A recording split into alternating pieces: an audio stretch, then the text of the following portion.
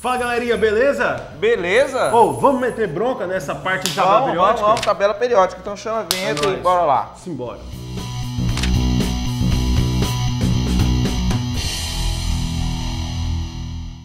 Na tabela periódica, além dos períodos que agrupam os elementos com o mesmo número de camadas, a gente tem as famílias. No total são 18 famílias e essas 18 famílias, elas agrupam os elementos que possuem propriedades similares, propriedades semelhantes, ponto de fusão, ponto de ebulição, densidade, tudo isso eles vão ter uma característica semelhante quando você observa elementos ali na mesma coluna da tabela periódica. Bom, as propriedades de uns elementos, elas estão relacionadas com o seu subnível de maior energia, subnível mais energético. Então você tem que fazer a distribuição eletrônica, observar o subnível mais energético para conseguir identificar qual é a família deste elemento.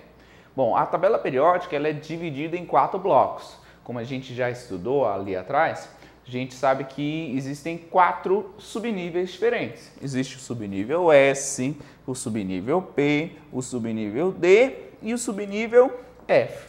Então a tabela periódica divide esses subníveis em 4 blocos diferentes dentro dessas 18 famílias. Mas aí, quem vai te mostrar exemplos de como localizar esses elementos na tabela periódica é o querido Pavané.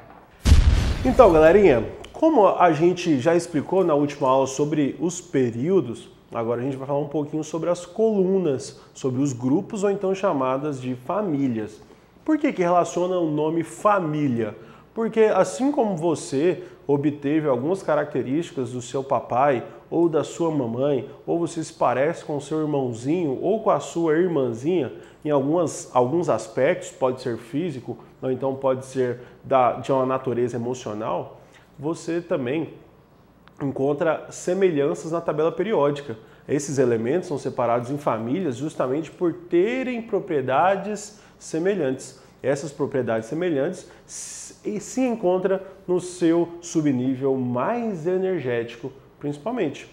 Porque quando você encontra a distribuição eletrônica de todos os elementos daquela determinada família, você vai ver que o último subnível é sempre o mesmo, o subnível mais energético, só muda o seu período. Vamos ver como que funciona dessa maneira. Olha aqui, ó, nós temos um exemplo aqui da família 1 ou família 1A, né, que é o grupo 1 ou família 1A. Essa família, nós temos aqui o lítio com o número atômico 3. Nós temos 2 aqui, com mais um, 3, né? Ele termina em 2s1. O sódio, que tem o número atômico 11, é 2, com mais 2, 4, com mais 6, 10, com mais 1, 11. Termina em 3s1. Mas você viu que o subnível S é o mesmo, S1, S1. O que mudou foi apenas a camada, ou o período, no caso, 2s e aqui 3s. Então, a terminação ela é a mesma. Vamos ver mais um exemplo? Aqui no grupo 15, ou a família 5A, ela é determinada assim, ó o nitrogênio. Ele tem 2 com mais 2 com mais 3, isso dá 7. Mas se você vai ver aqui, ó, na última camada, ele tem uma somatória de elétrons igual a 5, que é o número da nossa família, 5A. Mas olha o último subnível, que é o subnível mais energético. Ele termina em 2P, 2P3.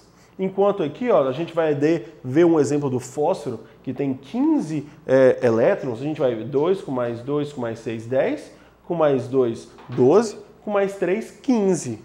Olha só, na última camada também termina com 5 elétrons, que corresponde ao número da família.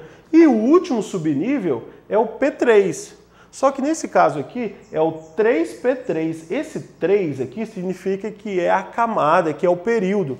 Enquanto aqui, ó, nós temos o período 2 ou a camada 2. Então você vai ver que sempre os elementos das famílias têm propriedades semelhantes e têm a mesma terminação com o subnível mais energético. E agora, mais para frente, a gente vai falar um pouquinho sobre a terminação em D e a terminação em F nas próximas aulas. Então, galerinha, como o Pavané acabou de explicar, dependendo do subnível mais energético, a gente pode identificar a família. Só lembrando aqui, ó, os que terminam em S vão estar nessas duas famílias, os que terminam em D vão estar nessas 10 famílias do meio, os que terminam em P nessas 6 famílias aqui de baixo, e o F aqui você vai ter 14 coluninhas que todos se agrupam na família 3. E é bom você associar, por quê? Porque aqui no S são 2 famílias e cabe quantos elétrons no subnível S?